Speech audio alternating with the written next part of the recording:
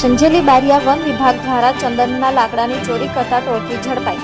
પ્રાપ્ત માહિતી અનુસાર સંજેલી તાલુકાની અંદર પરિક્ષેત્ર વન અધિકારની કચેરીમાં રેન્જ સંજેલી બારિયા વન વિભાગ મળતી ખાનગી બાતમીથી આધારે વાસિયા ગામે ચેતનભાઈ જયંતિભાઈ ભાભોરની અટકાયત કરવામાં આવેલી છે।